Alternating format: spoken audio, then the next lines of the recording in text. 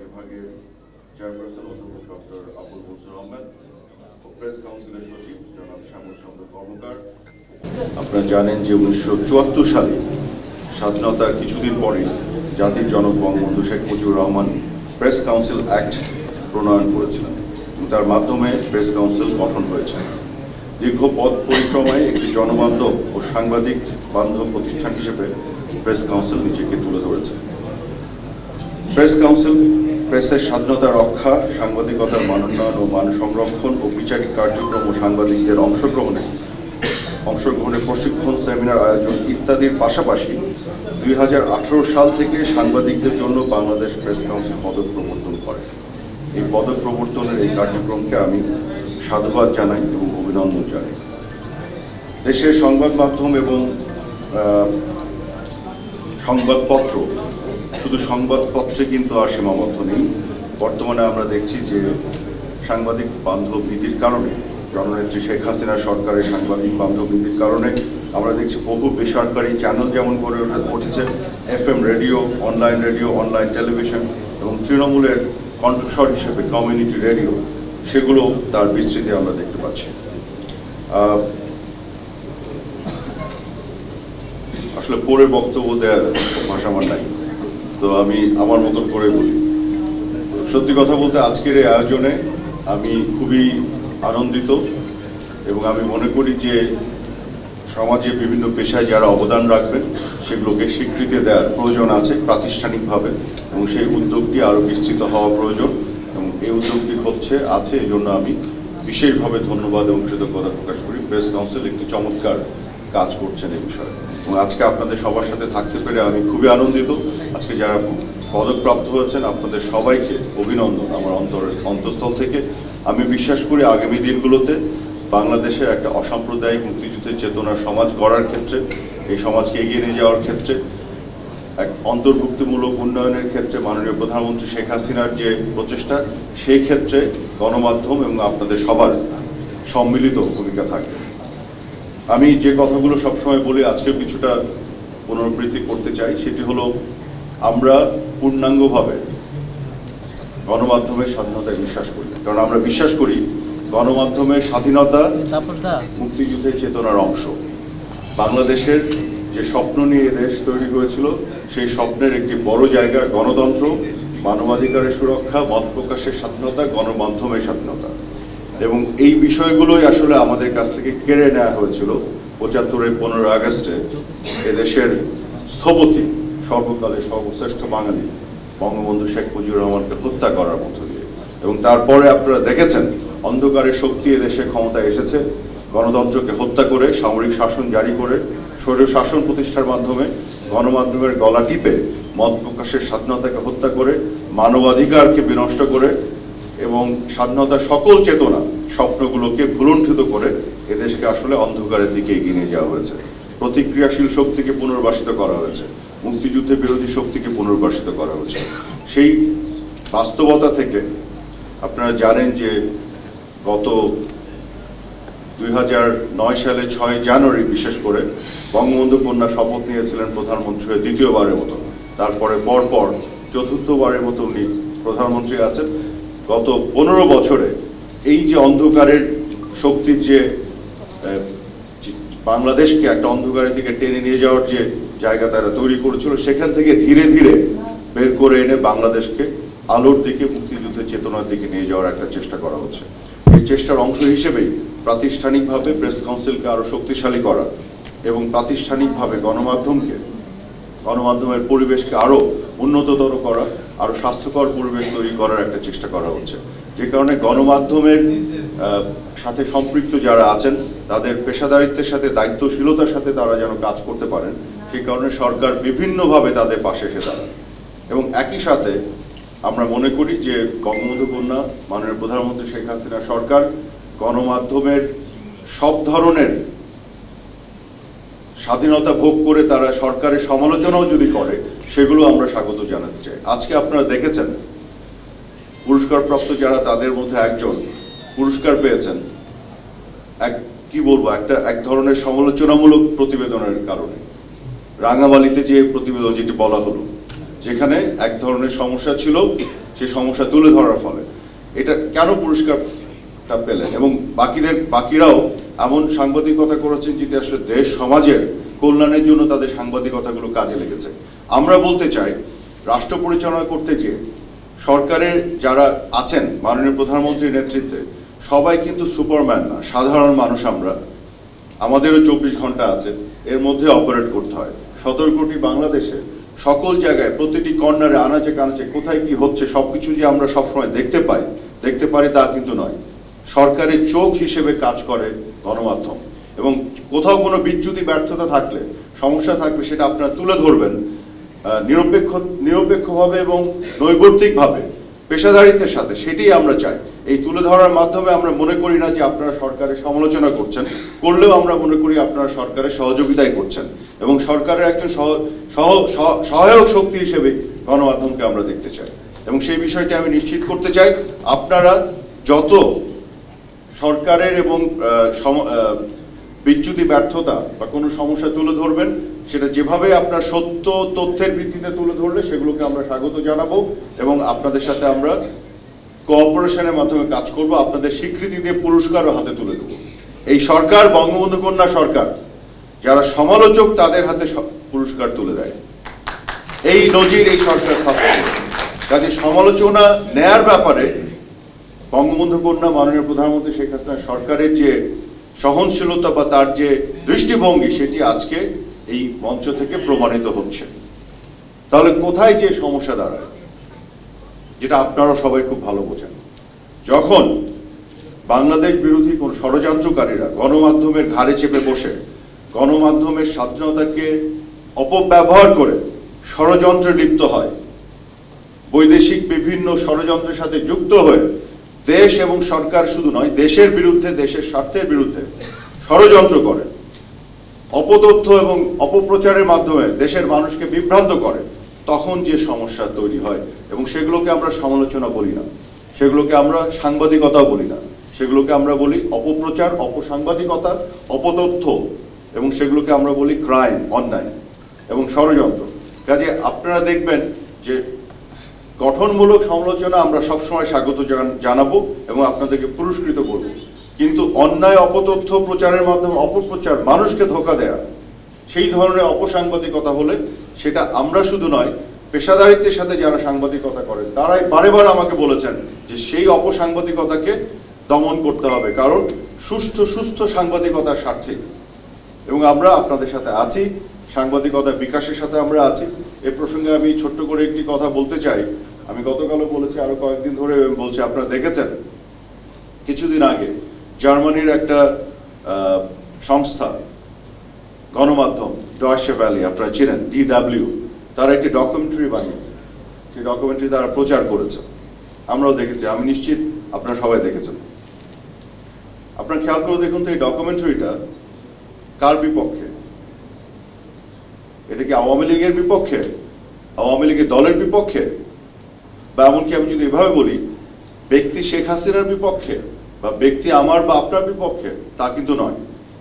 তারা টার্গেট করেছে একটা প্রতিষ্ঠানকে এবং এই দেশকে, বাংলাদেশ সেনাবাহিনী, তার মান সম্মান, তার ইন্টিগ্রিটি, সেটিকে টার্গেট করেছে, এবং আন্তর্জাতিকভাবে শান্তি রক্ষা মিশনে আমাদের যে পারফরমেন্স, আমরা গোটা বিশ্বব্যাপী আমাদের যে সুনাম, সেই সুনামকে ক্ষুণ্ণ করার জন্য, আমাদেরকে খাটো করে দেখানোর জন্য এক ধরনের ম্যালিশিয়াস, দুরভিসন্ধিমূলক একটি অপপ্রচারমূলক একটি ডকুমেন্টারি তারা তৈরি করেছে।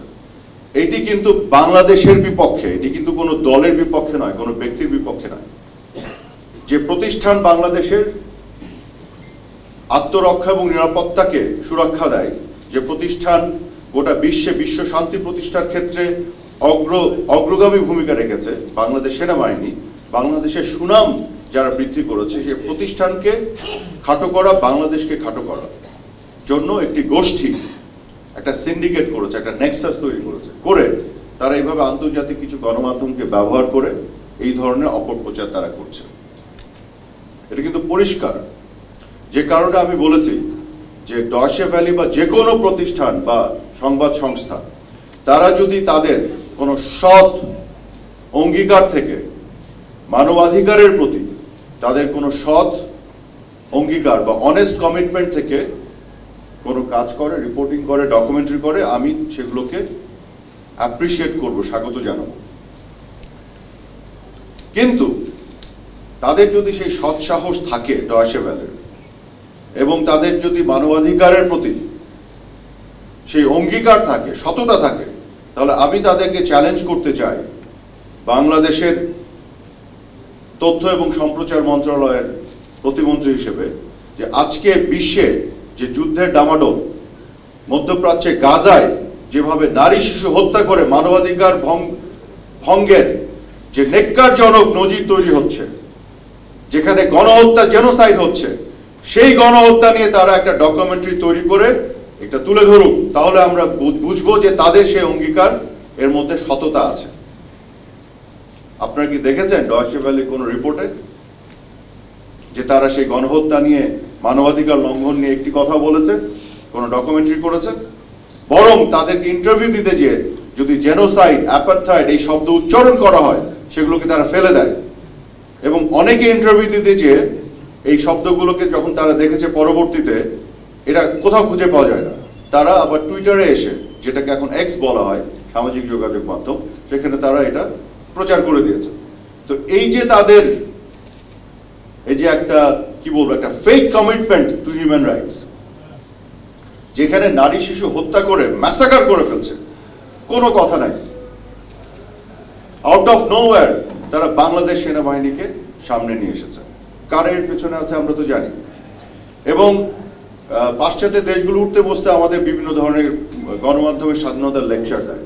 তো আমরা তো জানি জার্মান সরকারের অবস্থান কি এই যে গাজাতে যে গণহত্যা হচ্ছে সেই বিষয় নিয়ে, তারা কিভাবে একের পর এক ডিফেন্ড করে গেছে এই গণহত্যাকে। তো তার সরকারের অবস্থানের বিপক্ষে যে ডয়েচে ভেলে যদি এই গণহত্যাকে উন্মোচন করতে পারে, যে ইসরায়েলি ডিফেন্স ফোর্স আইডিএফ এর যে গণহত্যা, হিউম্যান রাইটস ভায়োলেশন, এটার বিপক্ষে তারা যদি ডকুমেন্টারি করে চালাতে পারে, তাহলে আমরা বুঝবো যে হ্যাঁ, ইউরোপেও গণমাধ্যমের স্বাধীনতা আছে। তারা এই দুটো জিনিস একটু প্রমাণ করে দেয়। আমি গতকালও বলেছি। আর যদি এটা করতে না পারে, তাহলে বোঝা যাবে কি তাদের যে অঙ্গীকার তারা দেখাচ্ছে, the so called commitment to human rights, that is fake. আর অলসো তারা যে দাবি করে যে তাদের গণমাধ্যমের স্বাধীনতা আছে, সেটাও ফেক। কারণ তাদের সরকারের যে অবস্থান, তার বাইরে একটি কথাও তারা বলতে পারে না। এবং অন্য কেউ যদি বলে ইন্টারভিউর ফাঁকে, সেটা তারা কেটে ডিলিট করে, এডিট করে ফেলে দেয়। এই হলো তাদের গণমাধ্যমের স্বাধীনতার নজির। আজকে দেখেন এই ফিলিস্তিনি যে ঘটনাগুলি ঘটছে, প্যালেস্টাইন যে ইস্যুতে তৈরি হয়েছে, তার ফলে কিভাবে তাদের চরিত্রগুলো এক্সপোজড হচ্ছে। বাংলাদেশে এই অক্টোবরের 28 তারিখে 2023 সালে যেভাবে মুক্তিযুদ্ধ বিরোধী অপশক্তি আমাদের গণতন্ত্রকে, নির্বাচনী প্রক্রিয়াকে হুমকিতে ফেলার জন্য তারা যেভাবে সন্ত্রাস এবং অগ্নি সন্ত্রাসে আশ্রয় নিয়ে মানুষ হত্যা, পুলিশ হত্যা, সরকারকে চ্যালেঞ্জ করে অগ্নি সন্ত্রাস এগুলো শুরু করেছিল, এই অন্যায়ের বিরুদ্ধে যখন আইনের প্রয়োগ আমরা ঘটিয়েছি, তখন সেগুলোকে তারা বলছিল যে আমরা নাকি প্রোটেস্ট করার অধিকার দিচ্ছি না, গণতান্ত্রিক পরিবেশ দিচ্ছি না, আমরা বিরোধী দলকে অ্যারেস্ট করছি, গ্রেফতার করছি। অথচ আমরা যখন পরিসংখ্যান খুঁজতে যাচ্ছি বিরোধী দলের কয়জন অ্যারেস্ট হয়েছে, পরিসংখ্যান খুঁজে পাচ্ছিলাম না। কেন জানেন? কারণ অ্যারেস্ট যখন করা হয়, তখন তো বিরোধী দল দেখে, সরকারি দল দেখে অ্যারেস্ট করা হয় না, অ্যারেস্ট করা হয় অপরাধ দেখে। তো অপরাধী হিসেবে সবগুলো নথিভুক্ত আছে। আগুন জ্বালিয়েছে, পুলিশকে মেরেছে, হত্যা করেছে, মানুষের ঘরে আগুন লাগিয়েছে, সন্ত্রাস করেছে, অ্যারেস্ট হয়েছে। তো যে কারণে ওই পরিসংখ্যানও পাওয়া যাচ্ছে না। অপরাধ করবেন, আইনের প্রয়োগ করবে, তাই আমরা করেছি। তারপরও তারা আমাদেরকে বিভিন্ন ধরনের অপবাদ দেওয়ার চেষ্টা করেছে। আর আজকে যুক্তরাষ্ট্রের বিভিন্ন বিশ্ববিদ্যালয়ে একেবারে শান্তিপূর্ণ প্রোটেস্ট করছে কারা? ছাত্র শিক্ষকরা। আপনি দেখেছেন পুলিশের আচরণ, তাদের কিভাবে মিলিটারি ঢঙে তাদের প্রিপারেশন নিয়ে তারা ক্যাম্পাসের মধ্যে ঢুকে যে অ্যারেস্ট করছে কিভাবে। একজন নিরস্ত্র নারী, একজন প্রফেসর, তাকে ভার্বালি অ্যাবিউজ করে, তাকে একবার ধাক্কা দিয়ে ফেলে, মাটিতে ফেলে, তাকে একেবারে যুদ্ধাঙ্গদেহী একটা অ্যাপ্রোচ নিয়ে তাকে অ্যারেস্ট করছে তারা। অথচ এরাই আমাদের কিছুদিন আগে লেকচার দিচ্ছিল যে right two assembly, right two protest, এগুলো নাকি ওদের কাছ থেকে শিখতে হবে আমাদের। গণমাধ্যমের স্বাধীনতা, হিউম্যান রাইটস, এগুলোর লেকচার আমাদের দিচ্ছিল। অথচ আজকে তাদের চরিত্র পরিষ্কার। যদি তারা সত্যিকার অর্থে সৎ এবং অনেস্ট থাকতো তাদের কমিটমেন্টের ব্যাপারে, তাহলে আজকে গাজাতে এই ঘটনা যে ঘটছে এগুলোকে নির্লজ্জের মতন তারা সমর্থন দিয়ে যেতে পারতো না। আজকে তারা এটাকে প্রতিবাদ করত, এবং এগুলোকে নিয়ে যারা প্রতিবাদ করছে তাদেরকে নিরস্ত্র শান্তিকামী সেই অধ্যাপক, শিক্ষক এবং ছাত্রদের উপরে যেভাবে পুলিশ তারা নামিয়ে দিচ্ছে সেটি তারা করতে পারতো না। আপনাদের একটি ঘটনা মনে করিয়ে দিই, আপনারা ভুলে গেছেন কিনা। বিরোধী দলের অফিসে, বিএনপির অফিসে পল্টনে, স্পষ্টভাবে বলি, বোমা বিস্ফোরণ হলো। এটা হলে কি হবে? পৃথিবীর যে কোনো দেশে পুলিশ সাথে সাথে কর্ডন করলো জায়গাটা। তারা এসে বলল যে আমাদের ঢুকতে দিচ্ছে না আমাদের অফিসে। যদি কোথাও এক্সপ্লোসিভ কোনো এক্সপ্লোশন হয়, সুরক্ষার জন্য, মানুষের সুরক্ষা, নিরাপত্তার জন্য পৃথিবীর যে কোনো দেশের পুলিশ এই কাজ করবে। আমরা তাই করেছি আইন অনুযায়ী। তারপরে পুলিশের একটি টিম ভিতরে গেছে, তারা বোমা উদ্ধার করেছে, এবং এটাকে যখন নিশ্চিত করেছে আর কোনো ক্ষতির সম্মুখীন হওয়ার সুযোগ নেই, ওখানে কোনো এক্সপ্লোসিভ নাই, তারপর আবার এটা তারা খুলে দিয়েছে। তো এই সময় সোয়াটের একটি টিম, আপনারা জানেন পুলিশে সোয়াট একটি স্পেশাল ব্রাঞ্চ আছে, তারা তখন ওখানে ডিপ্লয়েড হয়েছিল। কেন? এক্সপ্লোশন হয়েছে, এক্সপ্লোসিভকে তাদের ওই ট্রেনিং আছে। এখন এটা পার্টি অফিসে যদি হয় আর যদি অন্য কোথাও হয়, এটাকে তো ডিস্টিংগুইশ করার কোনো সুযোগ নাই, রাজনৈতিকভাবে তো ডিফাইন করার দেখার কোনো সুযোগ নেই। আইনের দৃষ্টিতে নিরাপত্তার জায়গা থেকে আপনি যদি দেখেন যেখানে এক্সপ্লোশনস হবে, আপনি ট্রেন্ড ফোর্সকে পাঠাবেন। কার জন্য? সকলের সুরক্ষার জন্য, নিরাপত্তার স্বার্থে। তাই কিন্তু আমরা করেছি, অ্যাবসলিউটলি ইন্টারন্যাশনাল প্রোটোকল ফলো করে। অথচ যে দেশটি এই সোয়াতের ট্রেনিং এর সাথে সম্পৃক্ত ছিল, তারা তাদের কনসার্ন এক্সপ্রেস করেছে সোয়াত কেন ব্যবহার করা হয়েছে একটি রাজনৈতিক দলের অফিসে।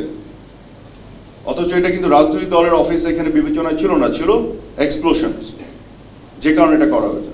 কিন্তু তারা ঠিকই কনসার্ন এক্সপ্রেস করেছে। কিন্তু আপনারা একটু খেয়াল করে দেখেন, আজকে ক্যাম্পাসের মধ্যে, তাদের ইউনিভার্সিটি ক্যাম্পাসের মধ্যে একেবারে শান্তিপূর্ণ যে প্রোটেস্ট হচ্ছে, অধ্যাপক, শিক্ষক, ছাত্রছাত্রীরা যাদের হাতে একটি লাঠিও নাই, সেইখানে তারা সোয়াট টিম পাঠিয়ে দিয়েছে। ওই একই দেশের সরকার, যে দেশের সরকার দুদিন আগে আমাদের ক্ষেত্রে যেখানে এক্সপ্লোশন হয়েছে সোয়াট টিম পাঠানো হয়েছে, তারা কনসার্ন এক্সপ্রেস করছে, তারা কিন্তু এই কাজ করছে। তো আসলে বিভিন্ন সময় বিভিন্ন বাস্তবতায় এই চরিত্রগুলো, ক্যারেক্টারগুলো এক্সপোজড হয়ে যায়, সেগুলো আমরা দেখলাম। আজকে প্যালেস্টাইনিয়ান সিচুয়েশনে যে ব্যাপারগুলো ঘটছে, তার ফলে আমরা কিন্তু এগুলো পরিষ্কারভাবে দেখতে পাচ্ছি। আমাদের দেশে এত ত্যাগের ফলে, এত লড়াই সংগ্রামের পরে, দেশটা স্বাধীন করার পরে 3.5 বছরের মাথায় যে মানুষটা দেশ স্বাধীন করলেন, তাকে হত্যা করে ফেললো পরিবারের অধিকাংশ সদস্য সহ। ক্ষমতায় নিয়ে চলে আসলো কাদের? মুক্তিযুদ্ধ বিরোধী অপশক্তিকে। সাম্রাজ্যবাদে যারা এই মুক্তিযুদ্ধকে বিরোধিতা করেছে, তাদের বিভিন্ন দালালদেরকে এসে এদেশে ক্ষমতায় বসালো। সামরিক স্বৈর শাসকরা এই দেশ শাসন করলো বছরের পর বছর। তো এই দেশটা অশুদ্ধ করে ফেললো। তো তারা এটাকে শুদ্ধ করতে তো সময় লাগবে। আজকে বঙ্গবন্ধু কন্যা সেই চেষ্টা নিরন্তর করে যাচ্ছেন। উনি যুদ্ধাপরাধে বিচার করেছেন, উনি অন্যান্য সকল বিষয়গুলি একটির পর একটি অ্যাড্রেস করছেন। গণমাধ্যমকে এত যে ব্যাপ্তি বাড়িয়েছেন উনি, এত সংখ্যা বেড়ে গেছে, এটা কেন বাড়িয়েছেন? কোন বাস্তবতায় বেড়েছে? সরকার যদি কন্ট্রোল করতে চাইতো গণমাধ্যম, তাহলে কি সংখ্যা বাড়াতো?